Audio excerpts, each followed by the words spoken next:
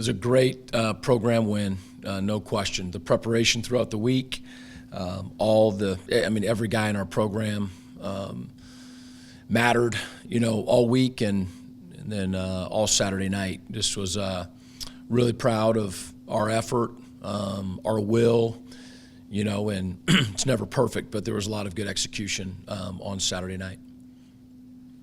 Coach Preston Hutchinson obviously played a great game. In your program, can a guy in that situation in one game play himself into the starting role? I guess I'm trying to ask in a nice way, is there a quarterback controversy now, or do you just have a really good backup in Preston Hutchinson? Yeah, we just trying to get Mike healthy, but we've known that we've got a really good quarterback in Preston Hutchinson. Haven't had a chance for him to really get out there and show what he's capable of. Obviously, took advantage of the opportunity on Saturday night and was outstanding. You told me last week that this team has been good at flushing losses, maybe not so good at flushing victories and putting those behind them. How do you kind of adjust that coming off a big win against a big conference opponent as you head into Toledo to make sure that, for lack of a better term, players don't start believing their press clippings, if you will? Yeah, that's our challenge, and that's one that we have not done a good job with through my time here. Whether it's from year to year or whether it's from game to game. We just we haven't been good at that. We're well aware of that challenge that we have not been able to overcome. Pretty focused right now on living in going 1-0, each day and every week. It's harder to do than to talk about, but that is absolutely our challenge. Matthew Sexton has made 2 plays this season that directly resulted really in victories. The catch for the touchdown, the block punt against Central Connecticut State. Could you talk a little bit about what he's meant to this program and the fact that he wears the deuce? Yeah, well, with the deuce, it happened the day after the anniversary of D. Reed's passing. And, you just, crazy, whatever word you want to use, things happen. But, the deuce is the one that, made that catch. Matt's come up big, when players make plays and, seniors, senior leaders, are always going to be asked to make plays. And, those are 2 huge ones, game winners. And everybody in our program, knows and believes that Matt's capable of that. You got Shaq Vann back for the first time since the Illinois game. Really had a very productive game for you. Can you talk about how well he played in the Western game? Very productive. He was really good. It was so good to have him back, and it wasn't just how he was running the ball and protecting and the catch that he made. He just had a maturity and a confidence about him during the game, which was, I think, really just reassuring to all of us, and probably really helped out Preston as well. He's been there before, and he's been injured before. He's come back. He's been in big games, and he not only played like it, but he just, he acted like it. Only 11 coaches in Division I football played Division III football, and 2 of them are going against each other this weekend in UNC Candle. Actually, 5 of them are coaches in the MAC.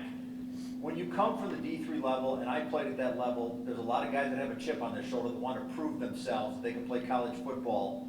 Do you kind of carry a chip with you as you continue to prove yourself as a coach and work your way through Division I? I wouldn't. I don't even know if it's the right term, but I mean. Yeah, no,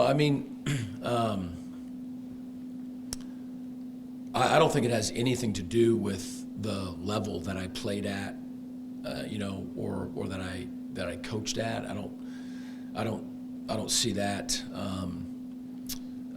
as being a chip. I just think that, we've all come together believing that, we could, make this program special and become a source of pride for the school and Ypsilanti and even the region. And so I think that we're all just, ferociously committed to trying to make that happen. Jake Julian, Player of the Week. Can you talk about how good he is at flipping the field for you with his punting? Jake's really talented, and he has worked, incredibly hard through the past couple of years to continue to try to perfect his game.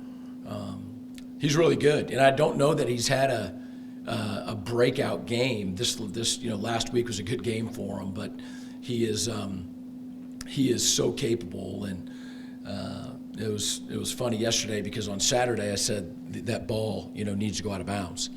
And it did, but not the way that I told him that it needed to go out of bounds. So we had a little chuckle about that. But, arguably even bigger than that last punt was the one that we were backed up on our 10 or so, and I think we netted 53 yards on it. Just a huge play in the game. Thanks, Coach. Sure. So can you talk about Toledo's coming off back-to-back losses? How do you feel that Jason Candles can have his team prepared for this next game? Oh, we'll get them at the best that they've been all year. I mean, it's just plain and simple. That's a very, very good and a very proud program and team. I think they were 4-1 or 3-1 going into MAC play, and then had, to them, the team that they would have to beat on our side, in order to win the league, and played really well against Western, and then sustained some injuries and whatnot, and probably haven't played the way that they know that they're capable of playing the last couple of weeks. But that's again, we're going to play a great football team that is probably more motivated than they've been in a long time. And can you talk about the individual skill sets of Mike and Preston, and then how your offense changes depending on who's in the game? Yeah, our offense doesn't change much at all. The skill sets is they both have a really good football IQ. Both do a pretty good job of taking, what the defense gives them. Neither of them are gyrus in terms of the electric, dynamic run game, but both are very capable of keeping you honest and gaining some tough yards. We feel really good about both. Then you mentioned Jairus there. Can we expect you to continue to use him in the offense the same way that Sean Payton uses Taysom Hill, or how would you? I don't know anything about that, but I do know that Jairus is a guy that we really like to get the ball in his hands, and are continually thinking of opportunities for that and creative ways for him to touch the ball. And he ended up, I think he was 4 for 5, and did some things with his feet as well. And he's becoming more and more comfortable, in our offense, and we need him. And then Brogan Roback was selected in the second round of the XFL draft. Max had a sack for the second straight week. Can you talk about what it's like for you seeing your former players excel at the next level? No, it's awesome. It's fun, talking to those guys. And Max's game was at 1, and we're in here working or whatever. But he texted on the way to Lambeau, and was complimentary of our game, and told him it was his turn, and saw the video of a sack, which is awesome. And then, Brogan, just really excited for him because he loves the game and really badly wants to keep playing and believes in himself, and and he's talented. So all of this came at a perfect time for him. It's absolutely fun to follow guys who are continuing to play. Can you talk about your defense not allowing that game to become a track meet? Western started very quick, and then after they scored 14 points, you guys seemed to adjust, really stalled their offense. No, yeah. So I think it was a total of 6 possessions in the entire first half. They went down and scored. We went down and didn't score a touchdown, kicked a field goal. They went down and scored. We went down and missed a field goal. So here we are at 14-3 when, at the very least should be 14-6, but you want 14-14. And so really at that point our defense is 3 and out towards the end of the half to get us the ball back. Was, I would say, the series of the game of the first half. We then went down and scored with just a little time left in the first half to go down still 10-14, but we're getting the ball to open up the second half. And so we talked a lot this week, and our captains are the ones that brought it up about playing complementary football. Early on, there was just a couple of instances where we had done that, and there was probably more examples where we just weren't hitting on all cylinders at the same time. And, of course, you're always trying to hit on the same cylinders, but really wanted to try to play off of each other, and that sort of kicked it off. And then there was times, obviously, in the second half where that happened as well. But, our defense came up big then, and then really got some important stops in that second half. No question. The pick at the end, which sealed it but didn't seal it. I mean, they had 3 timeouts. We still had to try to run the clock down and then punt at the end. So, again, just complementary football. But our defense took the ball away, won the turnover takeaway ratio, and then got some critical stops against, what we think is an excellent offense. Yeah, Nick, can you talk about what you guys learned in the losses to Central and Ball State and how you think that helped create the win over Western? I think it probably just proves something that we already knew, but that we're a team capable of losing and capable of winning each week. And we know that when we are playing Eastern Michigan football and all of that entails throughout the week and on game day and during the day, that we got a chance to win. And if we don't or aren't, then we're going to lose. That's where we're at. And I think if we didn't know that, or if not everybody knew that, I think it's pretty crystal clear now that that's our predicament. And so, do we have the ability to go 1-0, each week, regardless of circumstances and all the other stuff? Can we prepare the same way every week, build our emotional intensity, be locked in mentally, and play with passion and execute and all those things? It's hard to do, but that's where we're at. And then with Ball State and Central 3-0 and 3-1, can you talk about the importance of beating Toledo in terms of winning the division? Well, yeah, I mean, I know there's a lot of football left, and we're just trying to put back-to-back games, together for the first time this year, and I didn't misspeak. We're trying to put good games together, back-to-back times for the first time this year. All right, thank you. Yep.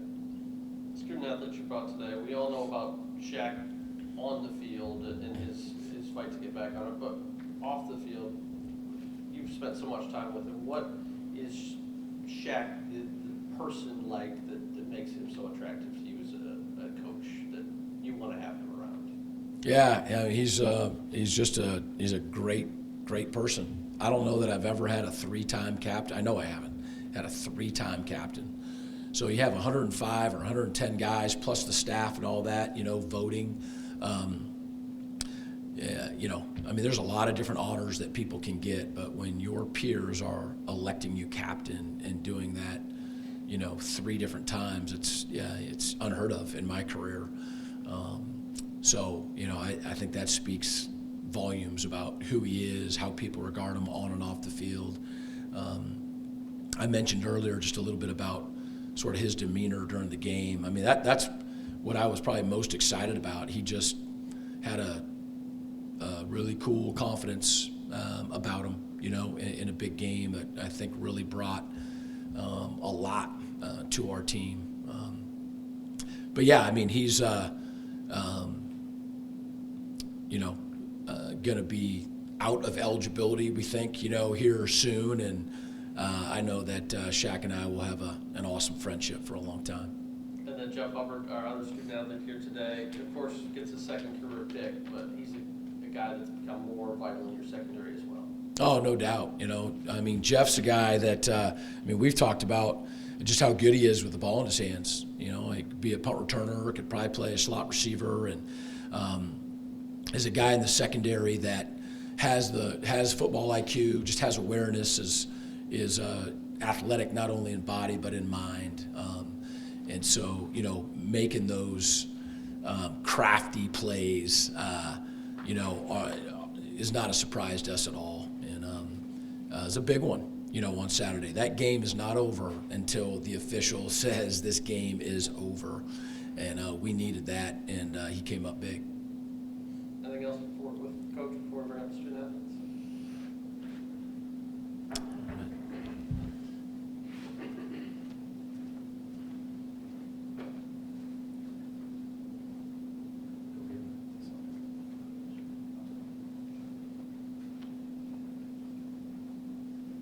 Jeff, I'll start. The play to pick up there at the end. You're sitting back in position. What are you're seeing, and what's going through your mind as that play's happening? As that play is happening, I'm at the nickelback position, so I'm just in the middle of the field thinking that they have to take a shot here. So, you know, wherever the ball goes, I'm gonna run as fast as I can to the ball, and whatever happens, happens. And when it was time for me to catch the pick, you know, it was very hypnagogic moment for me, so it was real surreal, and I enjoyed the time catching the pick and doing things of that nature. What was the key after those first couple drives in slowing down Western Michigan offensively? The key was just staying on top of routes, playing sound football. So for the secondary, like I said, stand on top of routes, tackling, shooting and squeezing through our tackles, and securing the tackle. Coach, talk a little bit about how this team has handled losses compared to how they've handled wins and putting wins together. What will be the key for this week for you guys in staying focused and putting back-to-back conference wins together? I feel like the key will be just going 1-0 in everything we do, come out hard week of practice, full speed through everything we do, and going into the game with a clear mind and attacking the game full speed.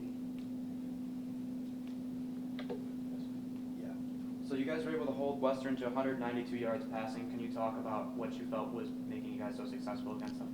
I just felt like we knew what we had to do going into the game. We made an emphasis on eliminating the explosives, so stand on top of the routes in the secondary and containing the quarterback and just doing our jobs. You guys were ultimately able to make the stops when it mattered, but Western was still 7 for 11 on third downs. What needs to improve to be able to get you guys off the field?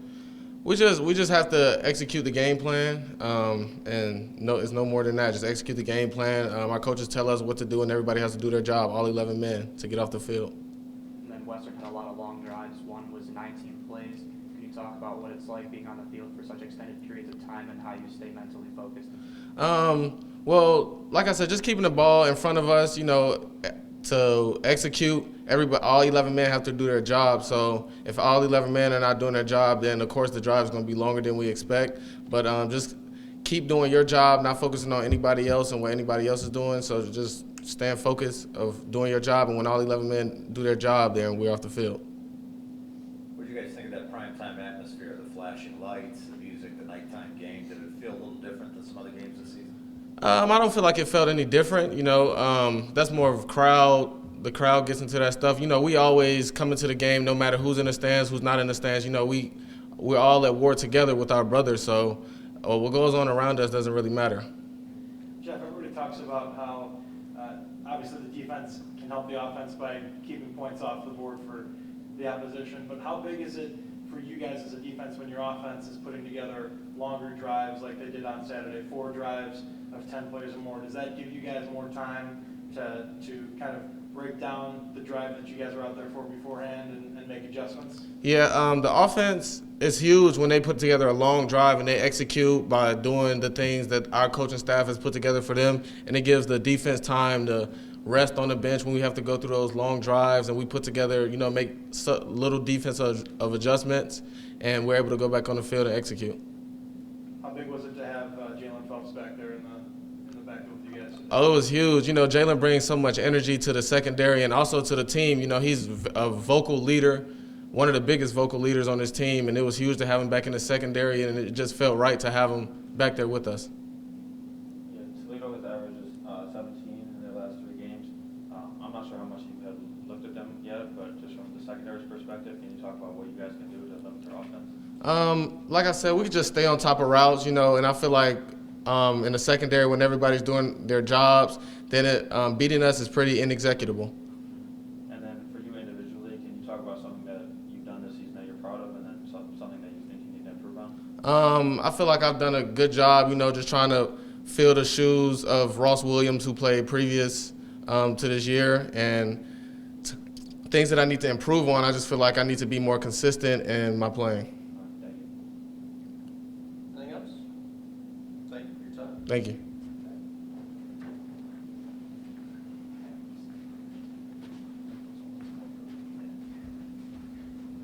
We'll start off with the easy one. What was it like to be back out there? It felt great. It's tough being hurt, but it feels even better being back with the guys. It's nothing like it. How mentally tough is it to keep coming back from injuries the way you have and continue to play the way you want to play? I see it as being easy. I've been through it multiple times.